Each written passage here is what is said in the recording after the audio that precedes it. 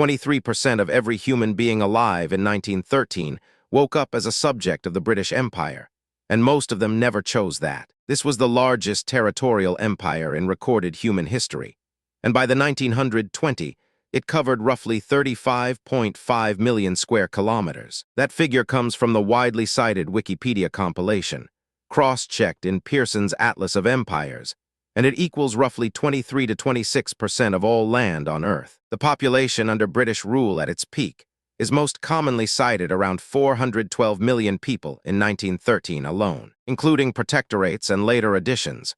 Some estimates place that figure between 458 million and 500 million people by the early 1920s. For a few decades, the old saying wasn't an exaggeration at all. The sun genuinely never set on the British Empire. Britain told itself one version of that story: exported law, English language institutions, parliamentary government, railways, and a global trading system. Today, we're looking at the other version, the one built entirely from documented death tolls, contemporary British records, and events Britain itself chose to record in detail. Start with the transatlantic slave trade, which multiple European powers operated, but British shipping dominated it through the late 17th and 18th centuries. Parliament abolished the trade itself in 1807, and full emancipation followed between 1833 and 1838. The economic damage to West Africa from that trade is now estimated in the millions of lives lost, alongside deep, lasting social disruption. Move to the Indian subcontinent, governed first by the East India Company from the mid-18th century, then directly by the Crown after 1858. British administrators documented Indian famines in unusual detail,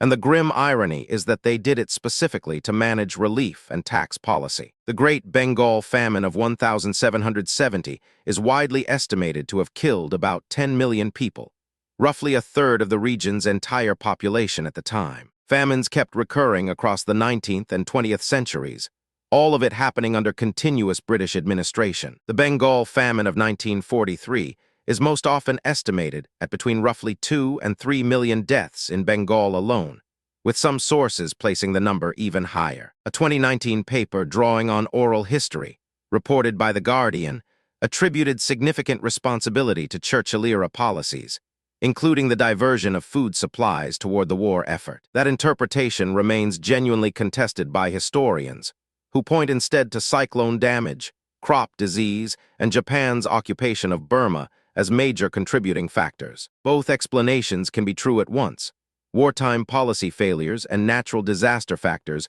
compounding each other inside the same catastrophic famine. Now to a single afternoon in April 1919, at an enclosed public garden called Jallianwala Bagh in Amritsar, Punjab. British troops under General Reginald Dyer opened fire on an unarmed crowd trapped inside that enclosed space. Contemporary British estimates counted the dead in the hundreds, while Indian estimates placed the toll in the thousands. That gap between British and Indian casualty counts is itself part of the historical record, and it tells you something about how the empire documented its own violence. Move now to the Second Boer War, fought between 1899 and 1902, which introduced something new to modern warfare: the concentration camp. Roughly 28,000 Boers, overwhelmingly women and children, died inside those British-run camps. An enormous, separately documented number of black African captives died in parallel camps during the exact same conflict. This was the first documented use of concentration camps by Britain in modern history,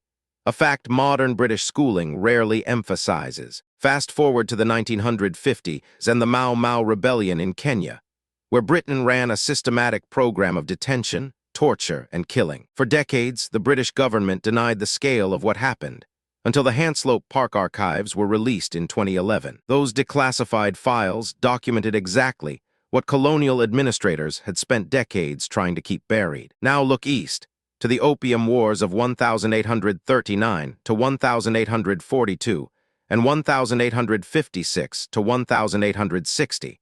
Fought to force open Qing Dynasty China to British trade. The Chinese government has characterized those wars ever since as a defining national humiliation, a phrase still used in Chinese political language today. Even Australia itself became a direct case study in this same pattern of dispossession. The penal colony at Botany Bay, established in 1788, grew into a full settler colony that dispossessed Aboriginal Australians through military campaigns. That dispossession included the forced removal of children, now known as the Stolen Generations, a policy that continued for generations. A legal framework classified Indigenous Australians under flora and fauna legislation, a formal legal status that persisted into the late 20th century. So here's the uncomfortable part this video has to sit with. Both records exist inside the exact same empire at the exact same time. The same empire that abolished the slave trade in 1807 ran concentration camps in South Africa less than a century later. The same empire that built India's railway network also documented, in its own paperwork, a famine that killed 10 million people. The same institutions that exported common law across the globe also tortured detainees in Kenya well into the 1950s. Revisionist defenders of the empire look at this exact same record and emphasize a completely different half of it. They point to the common law institutions still functioning across dozens of former colonies today, decades after independence. They point to the Indian railway network, much of it still operating as functional infrastructure nearly 80 years after independence. They argue that judging a 19th century empire purely by 21st century moral standards misses the broader historical context of the era. Critics respond that documented atrocities aren't a matter of shifting standards. They were criminal even by many contemporary standards of the time. 28,000 deaths in Boer War concentration camps weren't hidden because morality changed later. They were controversial and criticized even as they happened. The Amritsar massacre was condemned by members of the British Parliament itself. Within the same year, it occurred in 1919. So this was never simply a case of history judging the past by modern rules. Plenty of contemporaries judged it too. What makes the British Empire uniquely difficult to summarize isn't a lack of evidence.